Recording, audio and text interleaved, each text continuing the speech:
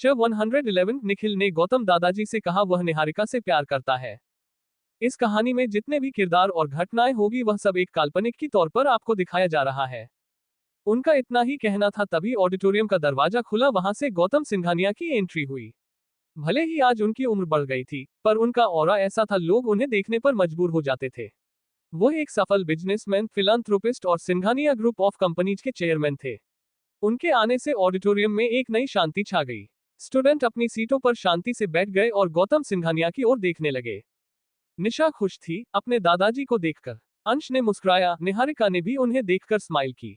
गौतम सिंघानिया ने उन्हें देखकर अपनी पलकें झपकाईं और चलते हुए जाकर उस लड़की के पास खड़े हो गए जो मंच पर खड़ी थी। उस लड़की ने गौतम सिंघानिया को ग्रीट किया, हेलो चेयरमैन सिंघानिया।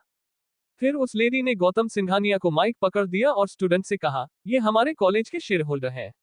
मैं आप सबको बता दूं, एशियन कॉलेज का पहले शेयर होल्डर सिंघानिया इंडस्ट्री है और दूसरे शेयर होल्डर सहगल इंडस्ट्री है, तीसरे शेयर होल्डर पावर कंपनी है और चौथे शेयर होल्डर काव्या चौधरी का परिवार है। तभी ही यह कॉलेज इतना पावरफुल है जहां पर सिर्फ अमीर बच्चे और स्कॉलरशिप स्टूडेंट ही पढ़ सकते हैं। कोष्टक। गौतम सिंघानिया ने अपने हाथ में माइक लिया और सब स्टूडेंट की तरफ देखने लगे। उनकी कड़क आवाज में उन्होंने कहा, जो भी कंपटीशन में जीतेगा उन 10 स्टूडेंट को सिंघानिया इंडस्ट्री में 1 महीने तक मौका मिलेगा बिजनेस के बारे में और जाने का। स्टूडेंट्स की आंखें चमक उठी। यह एक गोल्डन अवसर था उनके लिए। गौतम सिंघानिया ने थोड़ा मजाक के अंदाज में कहा, चलो फिर देर किस बात की है, कंपटीशन स्टार्ट करते हैं। ऑडिटोरियम में शांति थी, लेकिन गौतम सिंघानिया की आवाज सुनकर स्टूडेंट्स उत्साहित हो गए। उन्होंने कहा, कुछ टाइम के बाद कंपटीशन स्टार्ट हो जाएगा। पहले कंपटीशन सिंगिंग का हुआ, जो कि दूसरे कॉलेज की टीम में से कुल 2 जन की जीत हुई थी। ये कंपटीशन भले ही किसी भी प्रकार में रखा गया हो, पर जीतने वाले को कोई ना कोई इनाम जरूर मिलने वाला था। नेक्स्ट कंपटीशन पियानो का था। दीपिका और दिया बहुत ही उत्साहित थे, लेकिन जब उन्होंने निहारिका को वहां देखा तो वे दोनों हैरान हो गए। उनकी तो हवाएं ही उड़ गईं। वे दोनों निहारिका को शॉक्ड होकर देख रहे थे, लेकिन निहारिका की नजर कॉलेज के गेट के बाहर थी। उसको अभी भी उम्मीद थी कि निखिल आएगा, क्योंकि वह धुन निखिल के लिए ही बजाना चाहती थी। दीपिका ने दिया से कहा, दिया, निहारिका को पियानो बजाना आता है। दिया ने जूझलाते हुए कहा, मुझे क्या पता। दीपिका काफी चिढ़ गई थी और उसका गुस्सा भी बढ़ गया था। दीपिका ने दिया से कहा, छोड़ो उससे, हमें पता है वह हारने ही वाली है। और वैसे भी वह सबके सामने अपना मजाक बनाएगी, वह देखने में मजा आएगा। एक एक करके सभी स्टूडेंट ने अपने पियानो स्टार्ट कर दिया और दीपिका ने भी बहुत अच्छा पियानो बजाया। जज ने उनकी तारीफ की। अब बारी थी निहारिका की। सभी स्टूडेंट, खासकर गौरव, निहारिका को देख रहा था। गौरव की नजर निहारिका से हट नहीं रही थी। निहारिका ने आज व्हाइट फ्रॉक पहनी हुई थी, जिसमें वह बहुत ही खूबसूरत लग रही थी। उसने एक नजर उस तरफ देखा जहां उसे निखिल के आने की उम्मीद थी, पर वहां पर कोई नहीं था। उसका दिल थोड़ा उदास हुआ, लेकिन उसने हार नहीं मानी। निहारिका ने अपनी आंखें बंद की और उसकी उंगलियां पियानो पर नाचने लगी। एक मधुर धुन निकलने लगी, जिसने सभी को मोह लिया। सभी शांत होकर उसकी धुन सुनने लगे। जिस वक्त निहारिका पियानो में वह धुन बजाना शुरू किया, उसी वक्त निखिल वहां आ गया। उसने निहारिका को देखा, जो मंच पर एक चमकते हुए सितारे की तरह दिख रही थी। उसके चेहरे पर मुस्कुराहट आ गई। प्रिंसिपल सर ने निखिल को देखा और उन्हें वीआईपी सीट पर बुलाया। निखिल शांति से वहां जाकर बैठ गया, जहां गौतम दादाजी पहले से बैठे हुए थे। निखिल निहारिका को देखने लगा, जो अपनी धुन में मग्न थी। निहारिका को इस बात का बिल्कुल भी अंदाजा नहीं था कि निखिल वहां आ चुका था और जो धुन वह निखिल के लिए बजाना चाहती थी, वह धुन सीधा निखिल के दिल को छू रही थी। निखिल की आंखें निहारिका से हट नहीं रही थी। पियानो बजाने के बाद निहारिका ने अपनी आंखें खोली और चारों तरफ देखा, जहां शांति पसरी हुई थी। ऑडिटोरियम में तालियों की गूंज हुई और सभी लोग खड़े होकर उसकी तारीफ करने लगे। निहारिका की आंखें हल्की नम थी, क्योंकि वह सिर्फ निखिल को याद कर रही थी, लेकिन उसने अभी तक उसे नहीं देखा था। वीआईपी एरिया में गौतम दादाजी अपने पोते निखिल को देख रहे थे, जिसकी निगाहें निहारिका पर टिकी हुई थी। निखिल को पता नहीं था कि गौतम दादाजी उसे देख रहे हैं। गौतम दादाजी से अब नहीं रहा गया और उन्होंने निखिल से कहा, तुम्हें निहारिका पसंद है, निखिल? निखिल, जिसकी निगाहें पूरा ध्यान सिर्फ निहारिका की तरफ थी, यह आवाज सुनकर उसने गौतम दादाजी की तरफ देखा।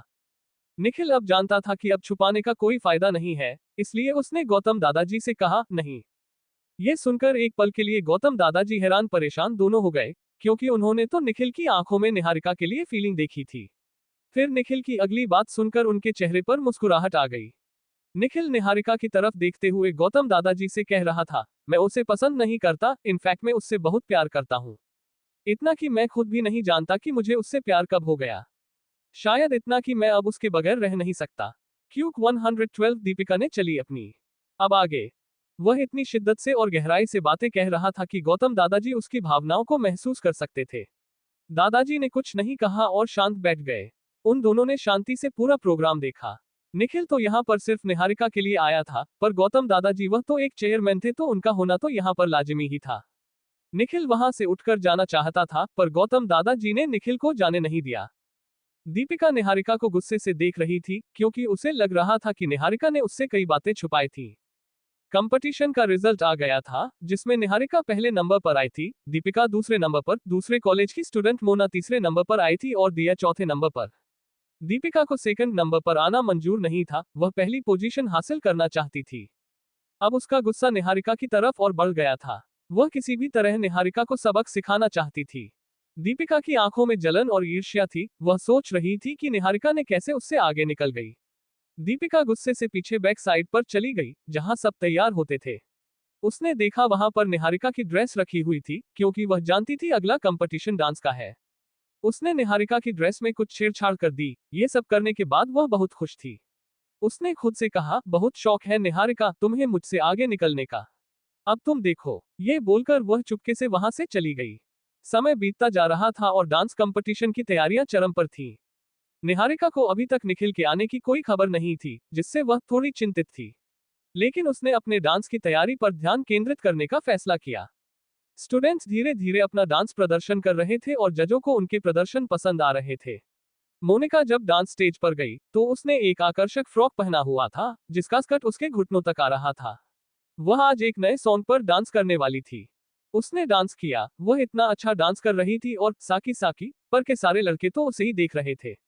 वह काफी ज्यादा सेक्सी और बहुत ही ज्यादा अट्रैक्शन करने वाली लग रही थी। मोनिका का डांस काफी ही अच्छा था, जो जज को भी पसंद आ रहा था। उसका डांस खत्म हो गया, अब बारी थी माया की। माया ने भी डांस कंप्लीट किया, उसका डांस इतना खास नहीं था, फिर भी लोगों ने उसके लिए तालियां बजाई। अब बारी थी काव्या चौधरी की। उसने वन पीस ड्रेस पहन के रखी थी, वह इतनी हॉट लग रही थी कि लोग उसे अपनी नजर नहीं हटा रहे थे। लड़के तो अपनी राल टपक रहे थे उसे देखकर। उसने लैला लैला में डांस किया, उसकी हर एक अदा हर एक मूवमेंट जो अपनी बॉडी से लेकर अपने लिरिक्स पर सब में वह अच्छी पकड़ जम रही थी। वह गौरव के सामने अपना एक अच्छा इंप्रेशन छोड़ना चाहती थी, पर शायद उसे यह नहीं मालूम था कि गौरव को उसमें जरा भी इंटरेस्ट नहीं था। नीरज अपनी बहन को इस गाने में डांस करता देख इधर उधर देख रहा था, क्योंकि वह देख सकता था सारे लड़के उसकी बहन को किस तरीके से देख रहे थे। उसे काव्या के ऊपर बहुत गुस्सा आ रहा था। काव्या ने अपना डांस खत्म किया, उसके डांस खत्म होते ही उस पूरे ऑडियो में तालियां की आवाज आने लगी। लड़के सिटी भी बजा रहे थे, और यह सुनकर नीरज को और गुस्सा आने लगा। नीरज वहां से उठा और बाहर चला गया, जहां काव्या चेंज करने के लिए गई थी। वह काव्या के पास आया और उसका हाथ जोर से पकड़कर कहने लगा, काव्या, यह क्या तरीका था तुम्हारा डांस करने का? और तुमने इतने छोटे कपड़े क्यों पहन रखे हैं? ओ कम ऑन भाई, ये नॉर्मल ही है। ऐसा मैंने कौन सी ड्रेस पहनी है जिस पर आपको इतना गुस्सा आ रहा है? और आपने देखा नहीं सब मेरी कितनी तारीफ कर रहे थे, मेरा डांस सबको पसंद आया। उसने अपना हाथ छुड़वाते हुए नीरज से कहा। वह अपने एटीट्यूड से वहां से चली गई, बिना ये देखे कि वह किससे बात कर रही थी। वह अपने भाई से बात कर रही थी, पर उसे कोई फर्क नहीं पड़ता था, क्योंकि वह अपने घर में सबसे ज्यादा बिगड़ी हुई और जिद्दी लड़की थी। नीरज को उसके ऊपर बहुत गुस्सा आ रहा था, पर उसने अपने गुस्से को वहीं दबा दिया और मंच की तरफ आ गया। निहारिका रूम में गई और उसने अपना ड्रेस पहन लिया। उसे अपने ड्रेस में कोई खराबी नजर नहीं आई और वह मंच पर आ गई। निखिल अभी भी अपने वीआईपी एरिया में बैठा हुआ था, सिर्फ निहारिका के आने का इंतजार कर रहा था। निहारिका मंच पर आकर खड़ी हो गई। उसकी खूबसूरती को देखकर हर कोई उसकी तारीफ करने लगा। वह उस वक्त बहुत ही खूबसूरत लग रही थी, और उसकी खूबसूरती का वहां पर किसी भी लड़की से कोई मुकाबला नहीं था, चाहे वह दूसरे कॉलेज की ही लड़कियां क्यों ना हो। सारी लड़कियां जलन से निहारिका को देख रही थीं, और लड़के उनकी बातों कुछ और ही थीं। निखिल जो बड़े प्यार से निहारिका को देख रहा था, जब उसने आसपास अपनी नजर उठाकर देखा, तो उसने देखा कि सारे लड़के निहारिका को ही देख रहे हैं। उसे उन लड़कों पर बहुत गुस्सा आ रहा था। उसने अपने हाथों की मुट्ठी कसकर बंद कर ली, और गौतम दादाजी जो उसके साइड पर बैठे थे, वह निखिल के इस रिएक्शन से हल्का सा हंस दिए, क्योंकि वह जानते थे निखिल अपनी हर एक चीज को लेकर बहुत ही पजेसिव हो जाता था, और निहारिका तो उसका प्यार थी। उन्होंने खुद से ही बात करते हुए कहा, हम मेरे पोते को प्यार हो ही गया। ये कहकर वह मुस्कुरा दिए और सारा ध्यान मंच पर लगा दिया। निहारिका ने इस वक्त एक ब्लैक कलर की साड़ी पहनी हुई थी जिसमें वह बहुत खूबसूरत लग रही थी। उसने अपने बालों की चोटी डाली हुई थी, कानों में बड़े बड़े झुमके, हाथों में बैंगल्स, पैरों में पायल। उसका लुक बहुत कमाल का था। उसने अपना डांस करना शुरू किया। 113 निहारिका का डांस। अब आगे। छलकाई मधुशाला मेरा चैन रन नैन अपने साथ ले गया। नैनो वाले ने, आहा, नैनो वाले ने छेड़ा मन का प्याला। निहारिका ने जब अपना डांस शुरू किया तो पूरी ऑडिटोरियम में जितने भी स्टूडेंट थे वह सब निहारिका को देख रहे थे। वहां पर शांति थी, पर निहारिका की हर एक अदा, हर एक मुस्कुराहट लोगों को दिल को छू रही थी। निखिल निहारिका को बहुत प्यार से देख रहा था। निहारिका ने अपना हाथ मूव किया, अपने बाजू को ऊपर उठाकर और अपने हाथों को घुमाकर उसने अपने कदमों को धीरे धीरे आगे बढ़ाया, अपने पैरों को मुड़कर और अपने शरीर को घुमाकर उसने आगे डांस करना जारी रखा। पग पग डोलू रे, हो, पग पग डोलू रे, डगमग सी मैं चलती हूँ, जगमग लो सी जलती, तेरे नैनों की कैसी मदिरा। उसके हाथों की हरकत से उसके बाजू की साड़ी के पल्लू में एक अनोखी लहर आई। उसकी यह अदा ने सभी को मोहित कर दिया था और वह उसे देखकर अपनी आंखें नहीं हटा पा रहे थे। तभी निहारिका को एहसास हुआ कि कुछ गड़बड़ है। उसने डांस करते करते अपने बैक साइड पर हाथ घुमाया। उसने महसूस किया कि उसकी डोरी धीरे धीरे खुल रही है। अगर वह थोड़ी देर भी और डांस करती तो उसका ब्लाउज बाहर आ सकता था, जो उसकी डोरी से बंधा हुआ था। दीपिका, जो कब से निहारिका को ही देख रही थी, तुम्हारे बहुत ज्यादा पर निकल आए हैं ना निहारिका, आप देखो तुम्हारी सबके सामने कितनी बेइज्जती होती है। दीपिका ने चालाक लोमड़ी की तरह निहारिका को देखा, जैसे कि उसकी चाल कामयाब होने वाली हो। निहारिका ने अपनी साड़ी का पल्लू उठाया और अपनी पीठ में लिपटे हुए आगे डांस करने लगी। उसकी ऐसा करने से उसकी पूरी कमर दिखाई दे रही थी और सभी की नजरें उसकी ओर आकर्षित हो गईं। वह जमीन पर लेट गई और उसने अपने हाथ ऊपर से लेकर नीचे तक मूव किया, जिससे उसकी अदाएं और भी आकर्षक लग रही थी। थर थर कापुरे, तेरे तीर से छिपती, चंदन के नाग से लिपटी, मैं बेहोश तू नश ऐसी मोह की दशा, मेरा चैन रैन नैन अपने साथ ले गया। निहारिका उठकर बैठ गई और उसने ऑडिटोरियम की तरफ देखा और एक मदहोश भारा डांस करने लगी। उसकी गति बहुत स्लो थी, वह हर एक स्टेप बहुत ही अच्छे तरीके से कर रही थी, जैसे कि वह प्रोफेशनल हो। उसके ऐसा करने से निखिल, जो प्राइवेट रूम में बैठकर निहारिका का डांस देख रहा था, उसकी पूरी बॉडी में कर्व दौड़ने लगा। जब उसने चारों तरफ देखा तो उसने देखा है सारे लड़के निहारिका को देख रहे थे। उसे इतना गुस्सा आ रहा था, उसने अपने हाथों की मुट्ठी जोर से बंद कर ली। अपना गुस्सा दबाने के लिए उसने निहारिका की तरफ देखा। नैनो वाले ने, आहा, नैनो वाले ने छेड़ा मन का प्याला, छलकाई मधुशाला मेरा चैन रैन नैन अपने साथ ले गया। काव्या चौधरी, जो वही खड़ी हुई कब से निहारिका को देख रही थी, उसकी नफरत आज निहारिका के लिए और बढ़ गई थी। और यहाँ पर मोनिका, माया और दिया को बिलीव ही नहीं हो रहा था कि निहारिका डांस कर सकती है, वह भी इतना अच्छा। ऐसे ही निहारिका ने अपना डांस कंप्लीट किया। कुछ देर के बाद जज ने अनाउंसर किया, इस डांस कंपटीशन में आज की विजेता है मिस निहारिका। निहारिका को एक अवार्ड मिला। सेकंड नंबर पर का काव्या चौधरी आई थी। ऐसे ही कुल मिलाकर 10 स्टूडेंट कंपटीशन जीते थे, जिसमें से सिंगिंग, पियानो, डांसिंग, इनमें से ही 10 स्टूडेंट को चुना गया था। अवार्ड मिलने के बाद निहारिका ने मंच छोड़ दिया और वह बैक साइड चली गई। जब निखिल देखा निहारिका मंच से चली गई है तो वह भी वीआईपी रूम से उठकर निहारिका के पीछे चला गया। निहारिका बैक साइड में गई और अपनी साड़ी को हटाकर डोरी चेक की। उसने पाया कि किसी ने उसके डोरी से छेड़छाड़ की है। गुस्से में उसने अपनी आंखें बंद कर ली और कसकर मुट्ठी बंद कर ली। वह अपना गुस्सा कंट्रोल करने की कोशिश कर रही थी, क्योंकि उसे समझ में आ गया था कि यह कांड किसका हो सकता है। लेकिन वह इतनी ज्यादा गुस्से में थी कि उसने दरवाजा लगाना भूल गई थी। तभी निहारिका को एक जानी पहचानी खुशबू का एहसास हुआ। निखिल, जो थोड़ी देर पहले निहारिका के पीछे पीछे आया था, उसने देखा निहारिका आंख बंद कर कर शीशे के सामने खड़ी है। वह उसकी तरफ बढ़ा और उसे पीछे से बाहों में भर लिया। निहारिका एक पल के लिए हैरान हो गई, लेकिन वह निखिल की खुशबू को पहचानती थी, इसलिए वह रिलैक्स हो गई। उसके चेहरे पर एक हल्की मुस्कान आ गई। उसने अपनी आंखें अभी भी बंद की हुई थी। निखिल ने उसके कान में धीरे से कहा, जान, तुम ठीक तो हो ना?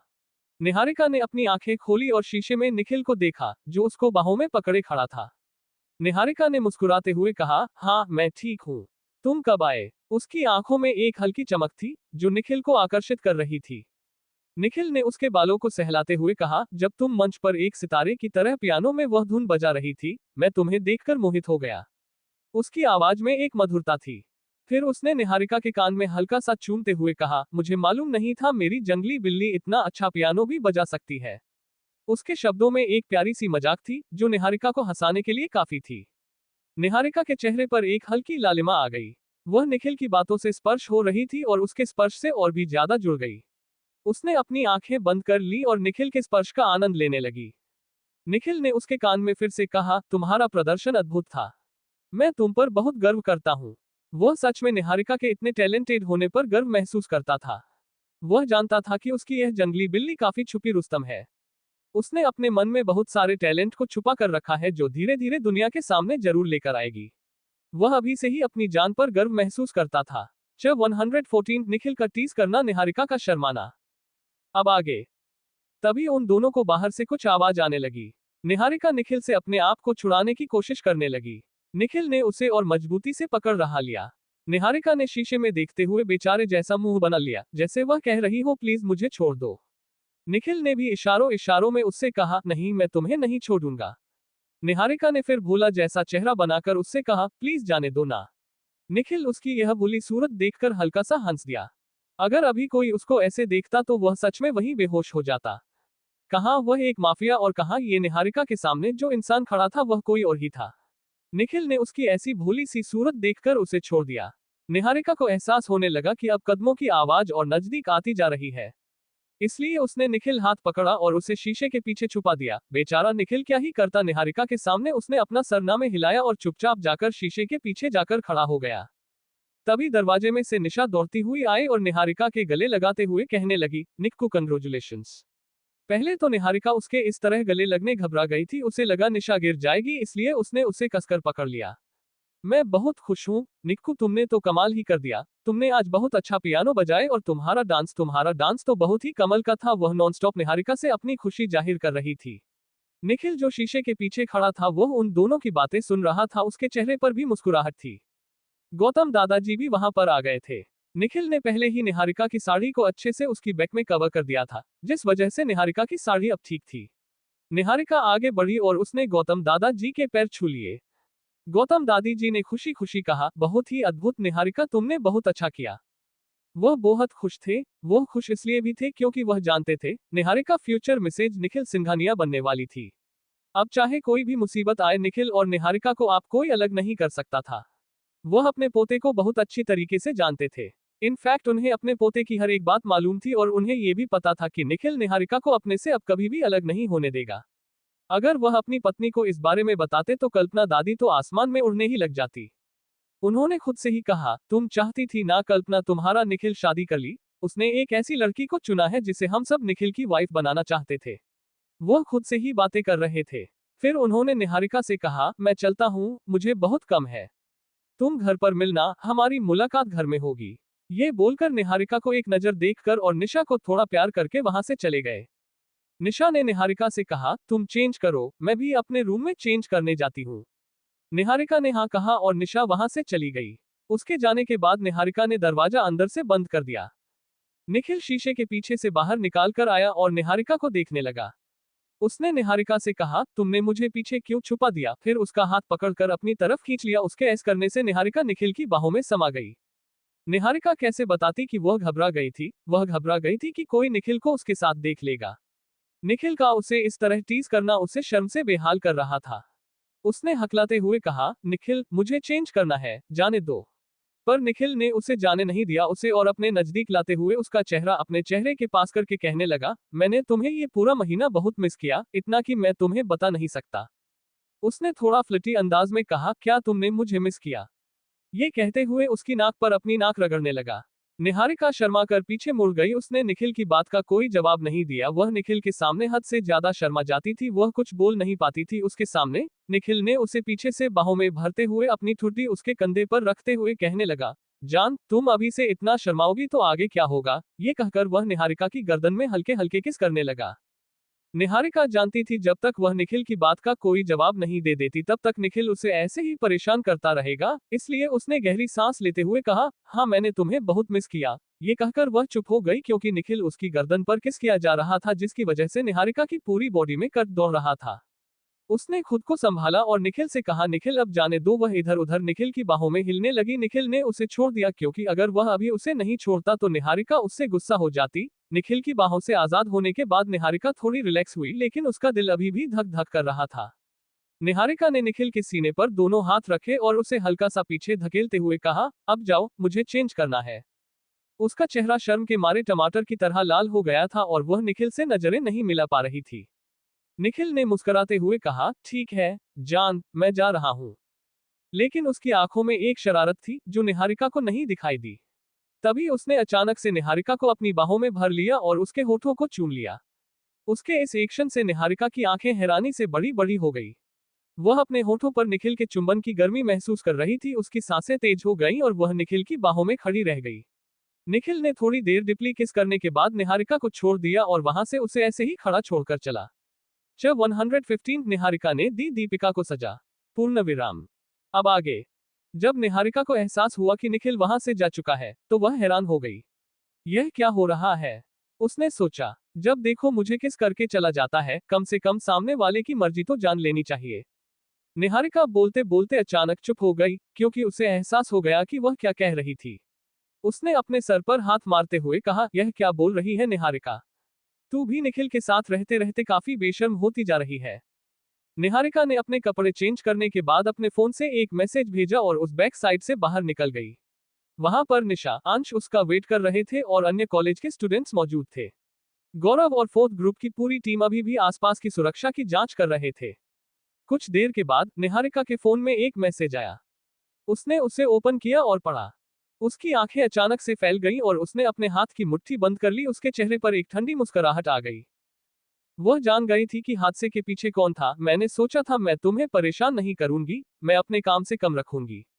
पर अफसोस, तुम खुद ही चाहती थी कि मैं तुम्हें सजा दूं, तो ठीक है। उसके चेहरे पर कोई भी एक्सप्रेशन नहीं था, लेकिन उसकी आंखों में एक अजीब सी चमक थी। निहारिका ने अपने फोन को अपने पॉकेट में रख लिया और अपने आसपास के लोगों को देखा। निशा और अंश उसके पास खड़े थे, लेकिन उन्हें कुछ भी पता नहीं था कि निहारिका के साथ क्या हो रहा है। निशा ने निहारिका को देखा और पूछा, क्या हुआ निकक? तुम ठीक तो हो ना?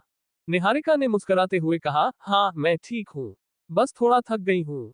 चलो चलते हैं। सारे कंपटीशन खत्म हो गए थे और सबको अवार्ड भी मिल गया था। अदर कॉलेज के स्टूडेंट भी अब जा चुके थे, इसलिए निहारिका ने निशा से कहा। निशा और अंश निहारिका के साथ कॉलेज से निकल गए। गौतम, दादाजी और निखिल वह दोनों पहले ही वहां से जा चुके थे। इधर दूसरी तरफ एक लड़की जो अंधेरे में बुरी तरह से परेशान होकर चिल्ला रही थी, खोलो दरवाजा खोलो। पर कोई उसकी आवाज नहीं सुन रहा था। तभी वहां पर एक कार रुकी, जिसमें से निहारिका बाहर निकली। निहारिका ने अपने चेहरे पर एक काला चश्मा पहन रखा था। उसने एक बॉडीगार्ड से कहा, क्या वह यहाँ पर है? बॉडीगार्ड ने सर झुकाकर कहा, यस मैम। निहारिका ने एक शब्द कहा, हम, और अंदर चली गई। बॉडीगार्ड भी निहारिका के पीछे पीछे अंदर चला गया। निहारिका उसे रूम में गई जहां पर उसे लड़की की आवाज आ रही थी। निहारिका ने जैसे ही दरवाजा खोला, उस लड़की की आंखों में तेज रोशनी सी पड़ी, जिस वजह से उसने अपने दोनों हाथ अपनी आंखों के सामने रख लिए। निहारिका अंदर आए, उस लड़की ने धीरे धीरे अपने चेहरे से हाथ हटाया और निहारिका को देखकर शॉक एक्सप्रेशन के साथ कहा, निहारिका, तुम यहाँ। ये थी दीपिका की आवाज, जिसमें आश्चर्य और डर दोनों थे। निहारिका ने अपने चश्मे के पीछे से दीपिका को दिखा। उसने एक टेढ़ी मुस्कान दी और अपना चश्मा उतारते हुए कहने लगी, क्यों तुम्हें हैरानी हो रही है मुझे यहाँ देखकर, या तुम्हें शौक लग रहा है? शायद तुम्हें बिलीव नहीं हो रहा कि मैं यहाँ पर मौजूद हूँ। निहारिका का ऐसा एटीट्यूड और ऐसा बर्ताव देखकर दीपिका को बहुत गुस्सा आ रहा था। उसने चिल्लाते हुए कहा, तो ये सब तुमने किया है? यू बीच, तुम्हारी हिम्मत कैसे हुई मुझे यहाँ लाने की? निहारिका ने डरावनी हंसी हंसते हुए दीपिका से कहा, हिम्मत? तो तुम मेरी हिम्मत देखना चाहती हो? शायद तुम मेरी आइडेंटिटी भूल गई हो। तभी तो तुमने मेरे ब्लाउज के साथ छेड़छाड़ की थी। यह सुनकर दीपिका की हवाएं ही उड़ गई। उसका चेहरा पीला पड़ गया था। वह अब समझ गई थी कि वह पकड़ी जा चुकी है। पर उसने जो भी चला चली थी, वह बहुत ज्यादा सोच समझ कर चली थी। उसने आसपास देखा, वहां कोई भी कैमरा मौजूद नहीं था। तो फिर निहारिका को कैसे पता चला? वह अपने मन में ही सोच रही थी, क्या निहारिका ने मेरे पीछे कोई जासूस लगाया था? या फिर उसने मुझे पहले से ही संदेह में ले रखा था? दीपिका के मन में कई सवाल थे, लेकिन जवाब कोई नहीं था। तभी निहारिका ने एक बॉडीगार्ड को इशारा किया। वह बॉडीगार्ड तुरंत समझ गया और बाहर चला गया। निहारिका ने अपने मोबाइल में दीपिका को वह मैसेज दिखाया जो उसे थोड़ी देर पहले आया था। उस मैसेज में एक वीडियो थी, जिसमें दीपिका निहारिका की ब्लाउज के साथ छेड़छाड़ कर रही थी। निहारिका ने दीपिका से कहा, सोचो अगर इस वीडियो को मैंने सोशल मीडिया पर या कहीं पर भी अपलोड कर दिया तो तुम जानती हो आगे क्या होगा। निहारिका ने एक धमकी भरे लहजे में दीपिका से कहा। तब तक वह बॉडीगार्ड अपने हाथों में पानी की 2 बाल्टी लेकर आ गया था। उस बॉडीगार्ड वह ठंडा ठंडा पानी दीपिका के ऊपर डाल दिया। जब वह पानी दीपिका के ऊपर पड़ा, तो वह चिल्लाने लगी, क्योंकि दीपिका को उस पानी से बहुत जलन हो रही थी। निहारिका ने उस पानी में एक केमिकल मिलाया था जिस वजह से दीपिका की बॉडी पर रैशेज आना शुरू हो गए थे। वह चिल्ला रही थी, हाँ निहारिका, आहा तुम क्या कर रही हो। पर इस वक्त निहारिका के चेहरे पर कोई भी एक्सप्रेशन नहीं था, वह एकदम शांत भाव से दीपिका को इस तरह देख रही थी। बॉडीगार्ड भी वहां पर खड़े थे। दीपिका का चिल्लाना बढ़ता जा रहा था, लेकिन निहारिका के चेहरे पर कोई भी बदलाव नहीं आया। वह दीपिका को देख रही थी, जो दर्द से तड़प रही थी। कुछ देर के बाद निहारिका उस रूम से चली गई। उसने बॉडीगार्ड से कहा, इसे हॉस्पिटल पहुंचा देना, और वहां से निकल गई। निहारिका ने दीपिका को कई मौके दिए थे कि वह अपनी गलती सुधार ले, लेकिन दीपिका ने अपनी हरकतों से निहारिका को सजा देने पर मजबूर कर दिया था। अगर वह चाहती तो उसी वक्त दीपिका को सबके सामने सजा दे सकती थी, पर उसने ऐसा नहीं किया। इस पूरे 1 महीने में निहारिका ने अपने आप को पूरा बदल दिया था। उसने अपने पर्सनल बॉडीगार्ड भी बना लिए थे, जो सिर्फ निहारिका का ऑर्डर फॉलो करते थे। निहारिका की शक्ति और प्रभाव में अचानक से इजाफा हुआ था। जब वह इस शरीर में आई थी तब वह बहुत ही ज्यादा कमजोर थी, लेकिन अब वह अपने हर दुश्मनों का सामना करने के लिए तैयार थी। 116 परिवार की मस्ती, रामचंद्र जी और निहारिका की बातें। अब आगे। निहारिका घर पहुंची तो पूरे घर में सन्नाटा था। वह चारों तरफ देखने लगी, तभी अचानक से निहारिका के ऊपर फूलों की बरसात होने लगी। ये देखकर वह चौंक गई। धीरे धीरे सब बाहर आए और तालियां बजाते हुए निहारिका को कंग्रेचुलेशन कहने लगे। अन्वेषा छोटा सा फूल निहारिका को देते हुए कहा, एंजल, मैंने सुना आप डांस कंपटीशन जीत गई हैं, इसलिए मेरी तरफ से ये खूबसूरत सा फूल मेरी एंजल के लिए। अन्वेषा ने बहुत ही प्यार से निहारिका से कहा। निहारिका ने खुशी खुशी उसके हाथ से वह फूल ले लिया और उसके गाल पर किस करते हुए सीधा खड़ी हो गई। निहारिका ने सभी बड़ों का आशीर्वाद लिया। विवान जी, यानी निहारिका के पापा, ने निहारिका से कहा, मुझे तुम पर बहुत गर्व है बेटा, ऐसे ही तरक्की करते रहो। पल्लवी चाची ने खुश होते हुए निहारिका से कहा, तुम्हारी डांस वीडियो देखी, तुम उसमें कितनी प्यारी कितनी खूबसूरत लग रही थी। अगर मैं अभी लड़का होती तो मैं तुम्हें तुरंत प्रपोज कर देती। ये कहकर उन्होंने निहारिका की गाल पर किस कर दिया और खुद ही शर्माने लगी। उनकी यह नौटंकी देखकर पूरा परिवार मुस्कुराने लगे था। पर मनोज जी, यानी निहारिका के चाचा, पल्लवी चाची को अपनी तरफ खींचते हुए कहने लगे, ऐसे कैसे तुम निहारिका के पास चल जाती।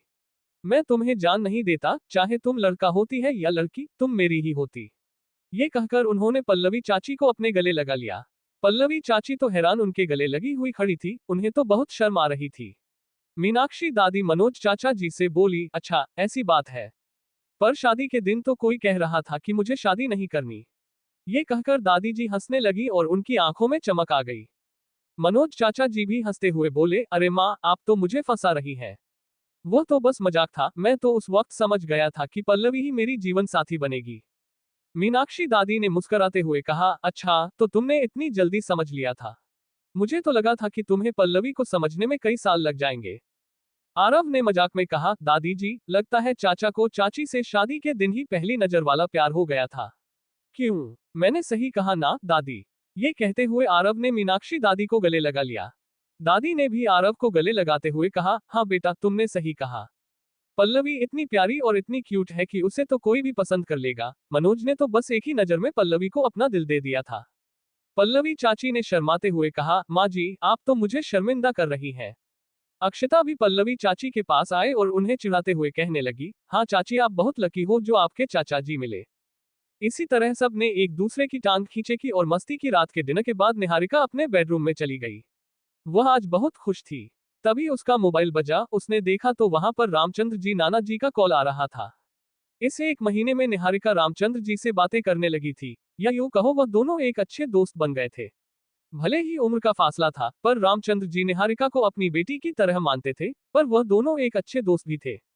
निहारिका ने फोन उठाया और रामचंद्र जी नाना जी की आवाज सुनकर मुस्कुराने लगी।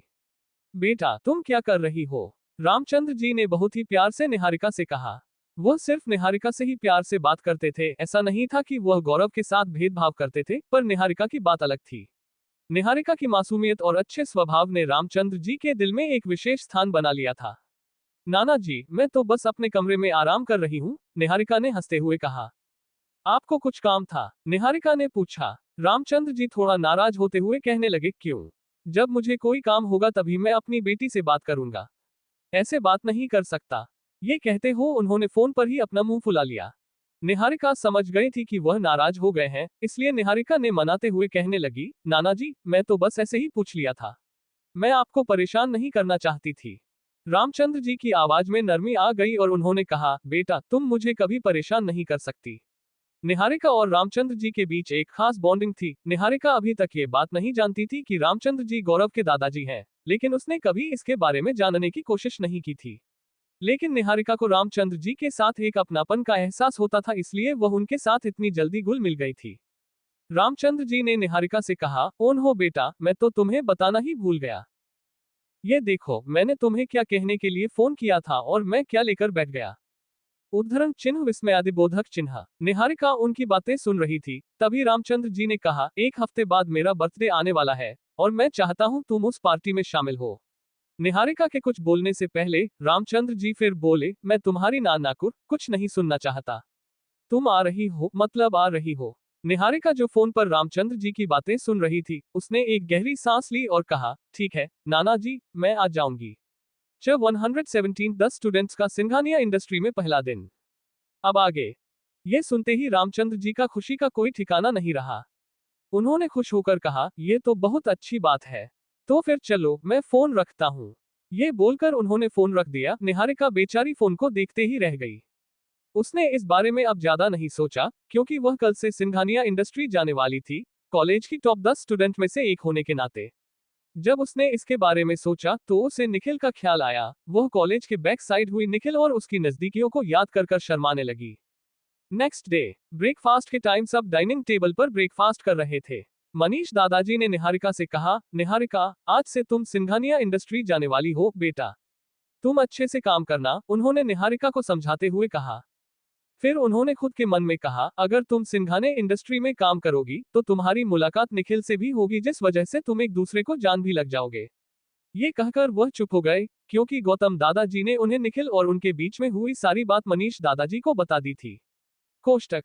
निहारिका ने कहा, जी दादाजी। ये कहकर फिर से वह अपना ब्रेकफास्ट करने लगी।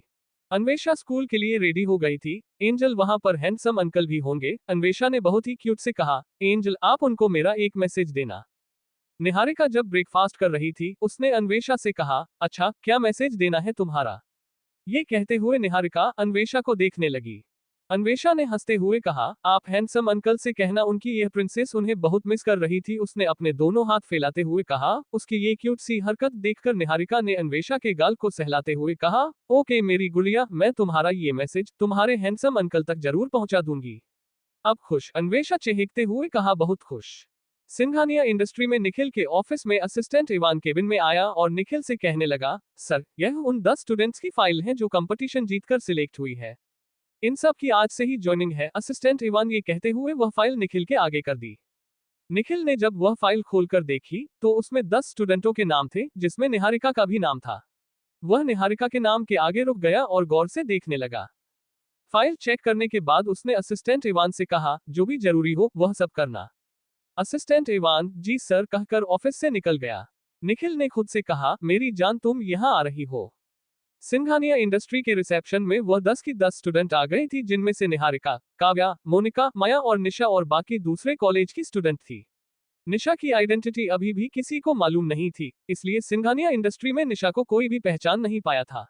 मोनिका को अभी भी ऐसा ही लगता था कि निशा एक एवरेज फैमिली से बिलोंग करती है। माया अपने चारों तरफ देख रही थी, क्योंकि उसने आज से पहले इतनी हाई सिक्योरिटी किसी भी ऑफिस में नहीं देखी थी। उसकी आंखों में एक लालसा थी। काव्या को यहाँ पर आकर कोई काम करने की जरूरत नहीं थी, क्योंकि वह काव्या चौधरी थी और उसे अपने इस नाम पर बहुत ही ज्यादा घमंड होता था, लेकिन वह यहाँ आना चाहती थी। इनमें से किसी ने भी आज तक सिंघानिया इंडस्ट्री के सीईओ को नहीं देखा था, लेकिन उसके बारे में बहुत सारी अफवाह है और उसके हैंडसम लुक के बारे में बहुत फेमस थी। इसलिए काव्या देखना चाहती थी आखिर कौन है वह सिंघानिया इंडस्ट्री का सीईओ जो पूरी दुनिया को अपने कदमों में झुकाने की ताकत रखता है। तभी वहां पर 30-35 के आसपास एक औरत आई। वह दिखने में एलिगेंट और प्रोफेशनल लग रही थी। उसे औरत ने हाथों ही उन सब से अपना इंट्रोडक्शन करवाया। हेलो एवरीवन, मेरा नाम मेघा है और मैं आप सबको सुपरवाइज करूंगी। उसकी आवाज में एक शालीनता थी। सभी स्टूडेंट्स ने उन्हें हेलो कहा। मेघा ने अपनी आंखों से सभी स्टूडेंट्स को देखा और मुस्कुराते हुए कहा, मुझे आपके साथ काम करने में बहुत खुशी होगी। मैं आपको सिंघानिया इंडस्ट्री के काम के बारे में बताऊंगी और आपको अपने काम में मदद करूंगी। मेघा ने अपनी लाइफ में कभी भी शादी नहीं की थी। वह अभी भी सिंगल थी। वह अपने काम को लेकर बहुत ही ज्यादा प्रोफेशनल और सीरियस रहती थी। उनकी आवाज में भली ही शालीनता थी, लेकिन उनका अंदाज ही अलग था। वह सिंघानिया इंडस्ट्री की बेस्ट सुपरवाइजर थी। मेघा ने सभी स्टूडेंट से ज्यादा बात ना करते हुए उन्हें देखकर कहा, यहाँ के कुछ रूल्स हैं जो आपको सभी को फॉलो करने हैं। अब चलिए, मैं आपको हमारे ऑफिस के बारे में बताती हूँ और आपको अपने काम के बारे में समझाती हूँ। सभी स्टूडेंट्स मेघा के पीछे चलने लगे और सुपरवाइजर मेघा उन सबको ऑफिस के बारे में और रूल्स के बारे में बताने लगी। ऐसे ही टाइम हो गया सबको अपना अपना काम समझने के बाद सुपरवाइजर मेघा वहां से चली गई थी। वह सभी स्टूडेंट्स बिजनेस मैनेजमेंट की नॉलेज के लिए सिंघानिया इंडस्ट्री आए थे। वह सब के सब पढ़ाई में बहुत अच्छे थे। जो दूसरे कॉलेज की टीम में से कॉलेज में पार्टिसिपेट करके जीती थी वह भी काफी इंटेलिजेंट थी। उनमें से 3 लड़के थे और 2 लड़कियां बाकी एसएन कॉलेज की स्टूडेंट थे, जिसमें से काव्या चौधरी, मोनिका, माया, निशा और निहारिका थी। वह सब ऑफिस स्टाफ के साथ बैठे हुए थे। उन सब की सीट अलग अलग थी। इधर ऑफिस में निखिल लैपटॉप पर निहारिका को देख रहा था। निहारिका ने जब से सिंघानिया इंडस्ट्री में एंट्री की थी तब से निखिल निहारिका की हर एक हरकत को देख रहा था। वह जब से आई थी वह शांति थी, उसने किसी से ज्यादा बात नहीं की थी, बस सुपरवाइजर मेघा की बातों को फॉलो कर रही थी और अपनी डेस्क पर जाकर बैठ गई थी। इस वक्त वह काम कर रही थी। 118 डेड, उसने मेरी इंसल्ट की। अब आगे निहारिका ने दीपिका के साथ कल क्या किया था, पर निखिल इस बारे में जानता था क्योंकि निखिल ने निहारिका के पीछे अपने बॉडीगार्ड लगा रखे थे जो निहारिका की सुरक्षा के लिए थे, इसलिए उसे कल की खबर थी। वह प्राउड भी फील कर रहा था, उसे निहारिका का ये वाला रूप पसंद था। निखिल की आंखें निहारिका के चेहरे पर टिकी हुई थीं। वह लैपटॉप पर उसकी तस्वीर को देखकर अपने मन में एक अजीब सी खलबली महसूस कर रहा था। उफ मेरी जंगली बिल्ली, तुम्हारे और कितने रंग देखने को मिलेंगे। निखिल ने अपने आप से बात करते हुए में एक कर्कश आवाज में कहा।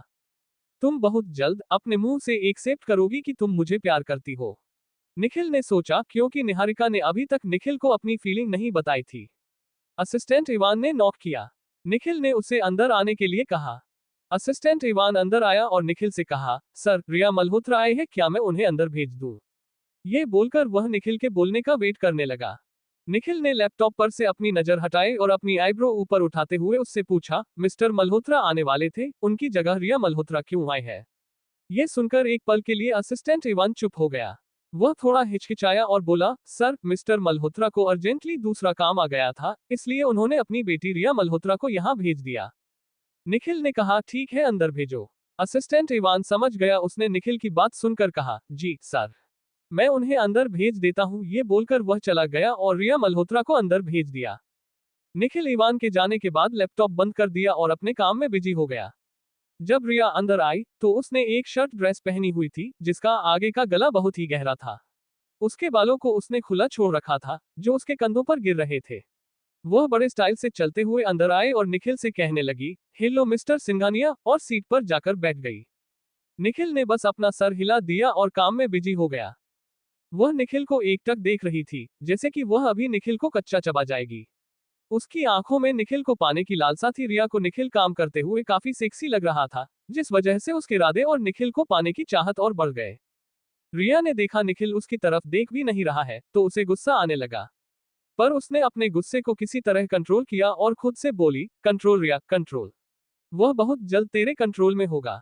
ये कहकर उसने अपना गुस्सा शांत किया और अपने चेहरे पर मुस्कान लाते हुए मीठी आवाज में निखिल से बोली, मिस्टर मल्होत्रा, मुझे प्रोजेक्ट के बारे में आपसे कुछ बात करनी थी। यह कहकर वह निखिल को देखने लगी।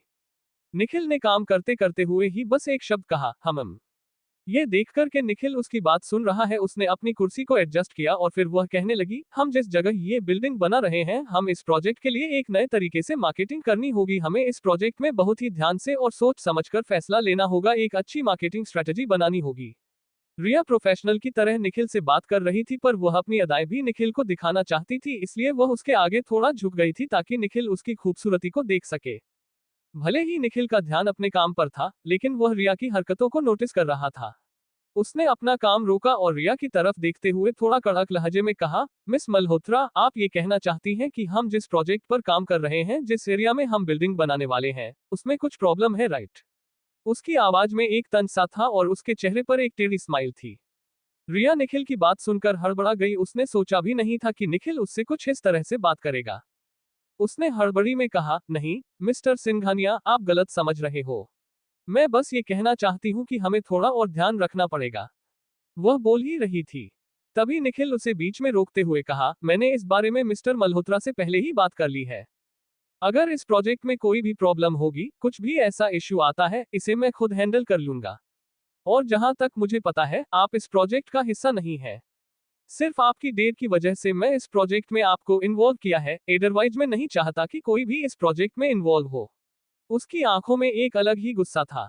रिया समझ गई थी कि उसके यहाँ आने का कोई फायदा नहीं हुआ, वह निखिल को बेवकूफ नहीं बन सकती थी। निखिल ने फिर से कहा, अगर आपको कोई और जरूरी काम नहीं है, तो आप जा सकती हो। ये कहकर वह वापस अपने काम पर लग गया। उसने एक बार भी रिया की तरफ नहीं देखा। रिया जो निखिल की बातें सुन रही थी वह गुस्से से उबल रही थी। वह उठी और तुरंत ही वहां से निकल गई। उसकी इतनी इंसल्ट कभी किसी ने नहीं की थी, जितनी निखिल ने कुछ चंद शब्दों में उसकी इंसल्ट कर दी थी। उसने सिंघानिया इंडस्ट्री के बिल्डिंग के बाहर निकलकर अपने डेड को फोन किया और बोली, डेड, उसने मेरी इंसल्ट की। मिस्टर मल्होत्रा, जिन्होंने रिया का कॉल देखकर तुरंत उठा लिया था, अपनी बेटी को इस तरह भड़कता हुआ सुनकर उन्होंने उसे शांत करते हुए कहा, रिया, शांत हो जाओ और शांति से बताओ क्या हुआ है। लेकिन रिया को बहुत गुस्सा आ रहा था। उसने चिल्लाते हुए अपने डेड को ऑफिस की सारी बात बता दी। डेड, निखिल ने मुझे बहुत बुरा कहा। उसने ये कहा कि मैं इस लायक नहीं हूं कि मैं इस प्रोजेक्ट में अपना इन्वॉल्व भी दे सकूं। वह समझता क्या है खुद को। बहुत जल्द मैं उसे अपना दीवाना बना लूंगी। फिर देखती हूँ मिस्टर सिंघानिया की अकड़ कम होती है या नहीं। रिया ने अपने डेड से खुद पर घमंड करते हुए कहा, मैं रिया मल्होत्रा हूँ और मुझे कोई भी कम नहीं समझ सकता। निखिल को पता नहीं है कि मैं क्या कर सकती हूँ। वह सच में ये सोच रही थी कि वह निखिल को अपने हुस्न के जाल में फंसा लगी। डेड में आ रही हूँ ये बोलकर उसने कॉल कट कर दिया और वहां से चली गई। शायद उसे यह नहीं पता था निखिल को फंसाने इतना आसान नहीं है। अगर वह मिस्टर मल्होत्रा की बेटी नहीं होती तो निखिल उसे अपने आसपास भटकने भी नहीं देता। उसने ये हक सिर्फ अपनी जान को दिया था, यानी निहारिका को। अचानक खींची जाने से निहारिका हुई शॉक। अब आगे लंच ब्रेक हो गया था, इसलिए सब ऑफिस के स्टाफ और निहारिका, निशा कैंटीन में लंच के लिए चले गए थे। जब वह लोग सब कैंटीन में पहुंचे तो कैंटीन बहुत अच्छी थी, वहां की डेकोरेशन भी काफी अच्छी थी। निशा और निहारिका एक बेंच पर जाकर बैठ गए। दूसरी ओर काव्या चौधरी, मोनिका और माया अपने एटीट्यूड में वह भी एक बेंच पर जाकर बैठ गए। वह सब आसपास के लोगों को देख रही थी। ऑफिस के जितने स्टाफ थे वह धीरे धीरे कैंटीन में आना शुरू हो गए थे। उनकी चहल पहल बढ़ने लगी। जब उन्होंने न्यू लोगों को देखा तो वह क्यूरियोसिटी में उनके बारे में बातें करने लगे। उन एम्प्लॉय में से एक लड़की काव्या चौधरी के पास आए और उससे कहने लगा, तुम न्यू एम्प्लॉय हो क्या? तुमने कब से ज्वाइन किया है? मोनिका ने उसे देखा और थोड़ा घमंड से कहा, नहीं, हम एसएन कॉलेज की तरफ से 1 महीने के लिए बिजनेस मैनेजमेंट की नॉलेज सीखने के लिए आए हैं। जब उस एम्प्लॉय ने देखा कि काव्या के बदले दूसरी लड़की ने जवाब दिया है, तो वह काव्या को अजीब तरीके से देखने लगा, जैसे कि वह सोच रही थी, लगता है इस लड़की के अंदर कुछ ज्यादा ही एटीट्यूड है, तभी तो उसने मेरी बातों का कोई जवाब नहीं दिया। उसे लड़की ने अब उन तीनों से कोई बात नहीं की और वहां से चली गई। निशा ने निहारिका से कहा, तुम्हें कैसा लगा मेरा भाई का ऑफिस? उसने खुद पर इतराते हुए निहारिका से यह कहा। निहारिका ने मुस्कुराते हुए कहा, बहुत अच्छा है। ऑफिस की डेकोरेशन भी बहुत अच्छी है। लगता है तुम्हारे भाई ने बहुत मेहनत लगी है इस ऑफिस में। निशा ने गर्व से कहा, हाँ, मेरे भाई की बहुत मेहनत लगी है। वह हमेशा अपने काम में सबसे अच्छा करना चाहते हैं। जब वह छोटे थे तो बहुत ही ज्यादा इंटेलिजेंट थी। वह पढ़ाई में हर एक चीज में बेस्ट थे, पर वह कभी भी ज्यादा किसी से बात नहीं करते थे। उन्हें शांति रहना पसंद है। इसी तरह निशा निहारिका के सामने निखिल के बारे में कुछ न कुछ बताने लगी। निहारिका बहुत ही गौर से निशा की सारी बातें सुन रही थी। तभी निशा ने निहारिका से कहा, चलो मैं तुम्हें भाई का ऑफिस दिखाती हूँ। ये बोलकर उसने निहारिका का हाथ पकड़ा और कैंटीन से ले गई।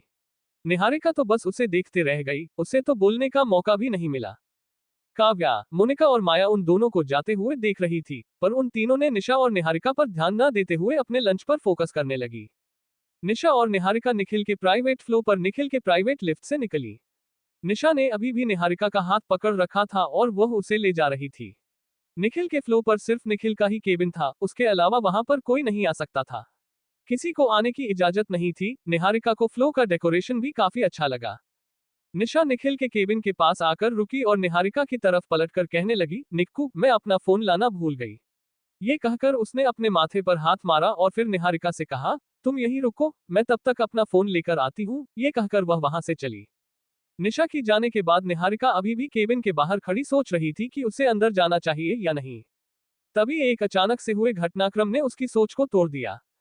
किसी ने निहारिका का हाथ पकड़कर केबिन के अंदर खींच लिया और उसे दीवार से सटा दिया। निहारिका खुद के ऐसे खींचे जाने से चौंक गई थी। उसकी सांसें तेज हो गईं और उसका दिल धड़कने लगा। जब निहारिका ने अपनी पलकें ऊपर उठाकर देखी तो उसकी आंखें निखिल की आंखों से जा मिली। ये निखिल था जिसने निहारिका को केबिन में खींच लिया था। निखिल का एक हाथ दीवार पर था और दूसरा हाथ निहारिका की कमर पर और वह निहारिका की नीली आंखों में देखे जा रहा था। निहारिका की आंखें निखिल की आंखों से जुड़ी हुई थी, जैसे समय ही रुक गया हो। इस वक्त निखिल ने अपना कोट निकाल दिया था, वह काफी हैंडसम लग रहा था। निहारिका ने आज पिंक शर्ट और व्हाइट जीन्स पहनी थी और अपने बालों को हाई पोनीटेल में बांध रखा था। वह बहुत ही भोली के साथ साथ क्यूट भी लग रही थी। निखिल के सामने आने से निहारिका का बेहद बदल जाता था। वह बच्चों जैसा बिहेव करती थी, जैसे वह अपने आप को भूल जाती थी। निखिल ने निहारिका की आंखों में देखते हुए कहा, कैसा लगा तुम्हें ऑफिस? निहारिका ने भी निखिल की बात का तुरंत जवाब दिया, बहुत अच्छा। निखिल ने फिर कहा, तुम्हें रात में नींद आई? निहारिका ने बस अपना सर हाँ में हिला दिया। निखिल ने उसके थोड़ा और नजदीक जाकर उसके कान में कहा, तुम्हें मेरी याद आई? ये बोलते वक्त उसकी सांसें निहारिका की कान को छू रही थी, जिस वजह से निहारिका की बॉडी में सरहन पैदा हो गई। निहारिका ने हल्की आवाज में निखिल का जवाब दिया, हाँ। और यह बोलकर वह सांस लेने लगी, क्योंकि निखिल उसके कान में हल्के हल्के फूंक मार रहा था। निखिल के ऐसा करने से निहारिका ने निखिल की शर्ट को पकड़ लिया और उसे मुट्ठी में बंद कर लिया। निखिल उसकी हाँ सुनकर उसे थोड़ा दूर हुआ और उसे देखने लगा। निहारिका, जो निखिल के ऐसा करने से उसके एहसास में खो गई थी, उसकी दूर जाने से वह होश में आई और निखिल को देखने लगी, जो बड़े प्यार से उसे ही देख रहा था। ये देखकर वह झेप गई और इधर उधर देखने लगी। उसके गाल कश्मीरी सेब की तरह लाल हो गए थे। निखिल को तो उसके ऊपर बड़ा प्यार आ रहा था, पर निखिल ने उसे ज्यादा तंग नहीं किया और उससे पूछा, तुम्हारा ऑफिस का पहला दिन कैसा था? ये बोलते वक्त वह अपने चेयर की तरफ जाने लगा। निहारिका ने देखा कि निखिल उसके साथ नॉर्मली बिहेव कर रहा था, तो वह शांत हो गई। उसने कहा, अच्छा था। ये कहते वक्त वह निखिल की केबिन को देखने लगी। उसने अपने चारों तरफ नजर दौड़ाई, उसे हर एक चीज बहुत पसंद आ रही थी। वह निखिल से इम्प्रेस भी थी। 120 एंजल अपने हैंडसम अंकल को बताया, मैं उन्हें बहुत मिस कर रही थी। अब आगे। इतने में निखिल के केबिन का दरवाजा खुला और निशा अंदर आ गई। निशा निखिल से कहा, भाई आपने लंच किया? निखिल के कुछ बोलने से पहले ही निशा फिर बोली, पर मैंने लंच नहीं किया। ये कहते हुए वह अपने पेट पर हाथ फेर रही थी, जैसे कि सच में उसे बहुत जोर की भूख लगी हो। क्योंकि जब वह दोनों लंच कर रही थी उसी वक्त निशा निहारिका को लेकर ऊपर आ गई थी, इसलिए उन दोनों ने आधा ही लंच किया था। निखिल ने एक नजर निहारिका को देखा और असिस्टेंट इवान को कॉल लगाया और लंच लाने के लिए कहकर कॉल डिस्कनेक्ट कर दिया। निखिल निशा की तरफ देखते हुए कहा, अब खुश? निशा ने कहा, बहुत खुश। और यह कहते हुए वह सोफे पर जाकर बैठ गई। उसने निहारिका को भी अपने साथ सोफे पर बिठा लिया। निखिल ने मुस्कुराते हुए कहा, तुम दोनों आराम करो, लंच आ रहा है। निशा ने सोफे पर बैठते हुए कहा, थैंक यू भाई, मुझे बहुत भूख लगी थी। निहारिका ने भी सोफे पर बैठते हुए निखिल को देखा और मुस्कुराने लगी। थोड़ी देर के बाद असिस्टेंट इवान अपने साथ एक स्टाफ को लेकर आया, उसके हाथ में बहुत सारा खान का सामान था। वह सब उस लड़की ने टेबल पर रख दिया। पहले तो वो लड़की उन दोनों को अपने बॉस के केबिन में देखकर चौंक गई थी, लेकिन उसने जल्दी से अपने आप को संभाला और वहां से चली गई। असिस्टेंट इवान ने दोनों को ग्रीट किया और वहां से चला गया। निशा तो खाना देखकर उसी में टूट पड़ी थी। निहारिका आराम से खाना खा रही थी, पर निशा की हरकत देखकर उसे हंसी भी आ रही थी। निखिल अपनी बहन और निहारिका को देख रहा था। तभी निशा को याद आया और उसने निखिल की तरफ देखते हुए कहा, भाई आप भी हमारे साथ लंच कर लीजिए। यह सुनकर निहारिका भी निखिल को देखने लगी। निखिल ने जब उन दोनों को इस तरह खुद को देखता पाया तो वह भी उठकर दूसरे सोफे पर बैठ गया, जो ठीक निहारिका के सामने था। निखिल बड़े आराम से खाते खाते निहारिका को देख रहा था, उसे यह फीलिंग बहुत अच्छी लग रही थी। निखिल ने अपना लंच किया और निशा से कहा, तुम दोनों यहीं बैठो, मेरी मीटिंग है। ये कहकर उसने एक नजर निहारिका को देखा और वहां से चला गया। निखिल के जाने के बाद निशा ने अचानक निहारिका से सवाल किया, निक्कू तुम्हारे पास भाई का नंबर है? ये सुनकर निहारिका को याद आया कि उसने तो आज तक कभी भी निखिल से नंबर मांगा ही नहीं, कभी ऐसा मौका आया ही नहीं कि उसे निखिल का नंबर लेना पड़े। उसने अपनी गर्दन ना में हिला दी। ये देखकर निशा ने निहारिका से उसका फोन ले लिया और निखिल का नंबर उसमें सेव कर दिया। फिर निहारिका को फोन देते हुए कहने लगी, तुम्हें जब भी कुछ काम हो तो तुम सीधा निखिल भाई से कह देना, ओके? निशा भी अब निखिल भाई की फीलिंग को थोड़ी थोड़ी समझने लगी थी। उसे भी ऐसा लगता था कि भाई निहारिका को पसंद करता है और वह भी चाहती थी निहारिका उसकी भाभी बने, इसलिए उसने निहारिका के मोबाइल में नंबर सेव कर दिया ताकि दोनों के बीच बात तो आगे बढ़े। निहारिका ने कुछ नहीं कहा और अपना फोन ले लिया। उन दोनों ने ऐसे ही आपस में थोड़ी देर बातें करी और वहां से चले गई। लंच का टाइम ओवर हो गया था। आज का दिन यूं ही बीत गया। निशा निहारिका दोनों अपने अपने घर चली गई। यहाँ तक कि काव्या चौधरी, मोनिका और माया वह भी वहां से चली गई थी। घर पहुंचने के बाद निहारिका फ्रेश हुई और बाहर गार्डन में चल गई जहां मनीष दादाजी बाहर बैठे थे। शाम का टाइम हो गया था, आज मौसम बहुत अच्छा था, ठंडी ठंडी हवाएं चल रही थी। इसलिए मनीष दादाजी बाहर ठंडी ठंडी हवाओं का लुत्फ उठा रहे थे। निहारिका मनीष दादाजी के पीछे से आए और उन्हें गले लगाते हुए कहने लगी, दादाजी आप यहाँ पर क्या कर रहे हो?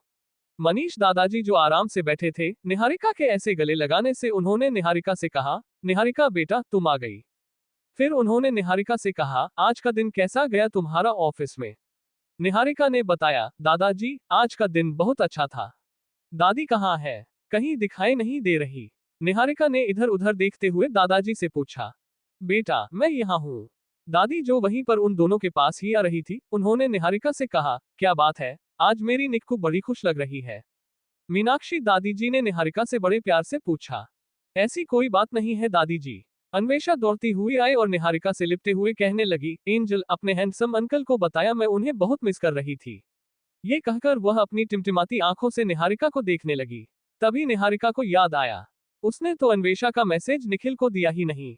निहारिका ने बहुत ही प्यार से अन्वेषा से कहा, सॉरी माय प्रिंसेस, माय गुड़िया, मैं तुम्हारे हैंडसम अंकल को बताना ही भूल गई। नेक्स्ट टाइम जब मेरी उनसे मुलाकात होगी मैं उन्हें जरूर बता दूंगी।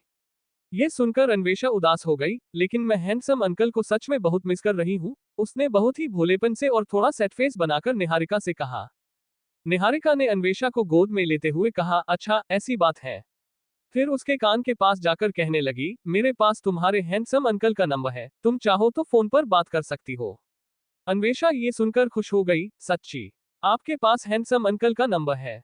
निहारिका ने अपनी पलकें झपका दी, उसे बहुत अच्छा लग रहा था इस तरह अन्वेषा को खुश देखकर, वरना अन्वेषा का सेट फेस उसे बिल्कुल भी पसंद नहीं आ रहा था।